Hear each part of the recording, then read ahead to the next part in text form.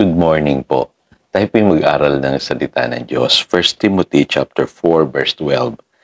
Huwag mong hayaang hamaking kanino man dahil sa iyong kabataan.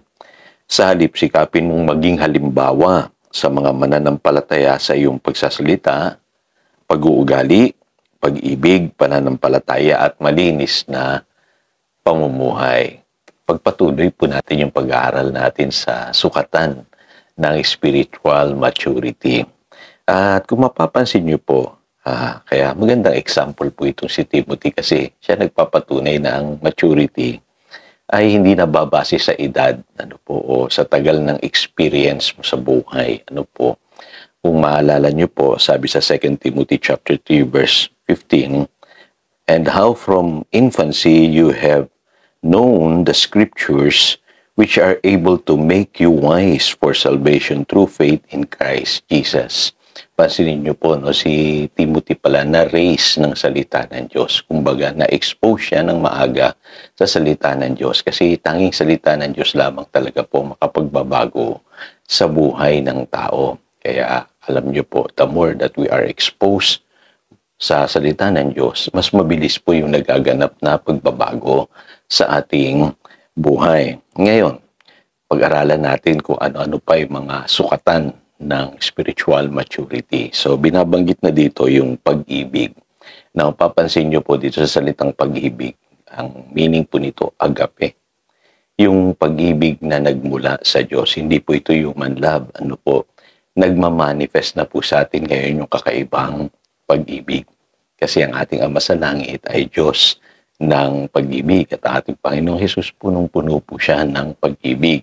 So nahahayag na po yung pag-ibig na yan sa ating buhay. So malaking pagkakaiba po yung pag-ibig ng Diyos Kasi yung pag-ibig po ng Diyos ay mapagpatawad, mapangunawa, at higit sa lahat nakakalimot po sa ating mga nagawang kasalanan. Ngayon, i-apply natin yan sa ating buhay. Tataglayin ko ba yung pag-ibig na yan, Pastor? Kailangan. Kasi naalala nyo nung nangaral ang Panginoong Hesus sa Matthew chapter 5, verse 44, ito yung pinakamahirap na challenge Ang sabi diyan, love your enemies and pray for those who persecute you. Sasabihin ng iba, Pastor, tao lang ako. Hindi ko kayang tularan ang Diyos.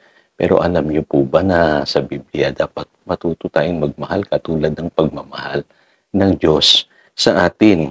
Kaya nga papansin niyo po, ang pag-ibig na tinuturo ng Panginoon diyan ay yung kaya mong mahalin, maging hindi ka ibig-ibig. Maging yung mga tao na hindi kayang suklian ng iyong pag-ibig. So, yan ang katotohanan, kapatid. Pag nagmamanifest na sa iyo yan, ay taglay-taglay mo yung agape sa iyong buhay. Dagdag pa dyan, kailangan marunong kang makipag-ayos. Ayusin mo yung mga nasirang relationship, Kailangan matutunan mo na mag-reach out, mag-restore sa mga broken relationship na nag-exist, nung hindi ka pa mananampalataya o maging hanggang ngayon, Or, kailangan marunong ka rin magpatawad, At yan ang sinasabi sa Matthew chapter 18, verse 22. At higit sa lahat, marunong kang pasanin yung mga kahinaan ng ibang tao. Romans 15, verse 1. Sasabihin mo, ang hirap-hirap naman yan, Pastor. Pero sa totoo lang po, yan ang requirement ng maturity. Madaling sabihin na tao lang tayo. Pero tandaan niyo po, isa ka ng bagong nilalang kay Kristo Jesus at taglay-taglay mo na yung kakaibang pag-ibig. Okay? So, pangalawa, yung pananampalataya. Pag-usapan natin sa nakaraan, yung pananampalataya, ginagamit natin yan sa panahon ng mga problema at pagsubok. Pero dito po yung ginagamit na pananampalataya ay yung pong paninindigan. Ang isang matured na Christian, kaya niya ng panindigan yung kanyang pinaniniwalaan, nakikipaglaban siya sa pamamagitan ng pananampalataya. Yun ang sinasabi ng 1 Timothy chapter 6, verse 12. Fight a good fight of faith.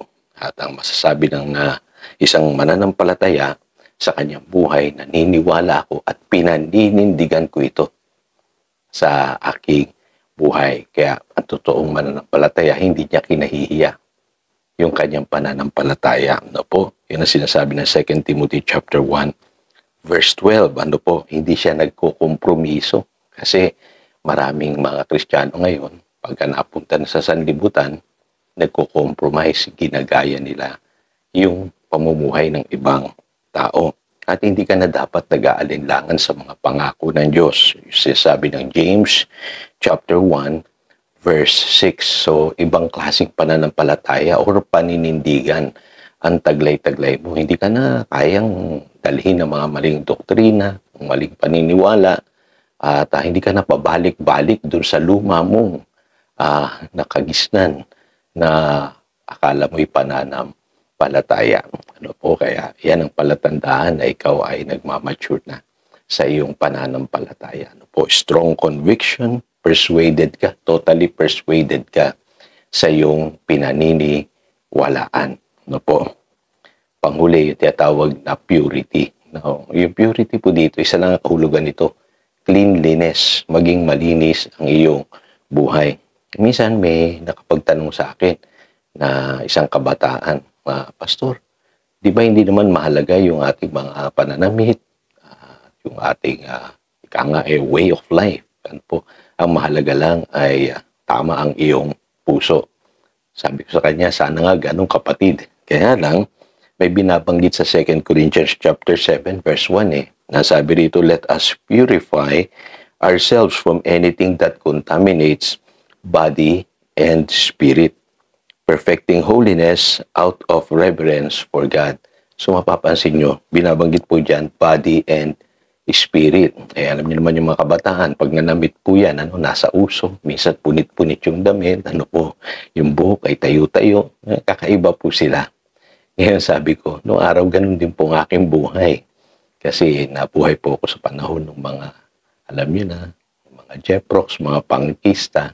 Pero isang pagbabago na ganap sa akin, ay yung po nga natuto po kong manamit ng maayos. Alam niyo po, ang totoong pananampalataya, reflected po yan sa iyong lifestyle. Sa iyong pananamit. Kasi nire-represent po ng ating outward appearance kung ano po yung inward na pagbabagong naganap po sa ating buhay. Kasi sa Biblia sinasabi, kailangan po i-present natin ang body natin as a sacrifice. Sa Romans chapter 12, verse 1, at kailangan po i-present natin ang ating katawan as instruments of righteousness. Yung po sinasabi ng Romans chapter 6, verse 13. Kaya dapat po meron tayong kakaibang pamumuhay. Makikita sa atin yung malinis na pamumuhay. So, yun po kasi ang sinasabi ng Biblia. Anything that contaminates our bodies and our spirits. So, ibig sabihin, lahat ng bagay po na magiging hadlang para tayo po ay lumago sa pananampalataya, ay kailangan po alisin natin sa ating buhay. So, yun po yung tinatawag na malinis na pamumuhay. So, again, ito si Pastor Jojo nagpapaalala upang daluyan tayo ng pagpapala, manatili tayo sa kanyang salita. Good morning.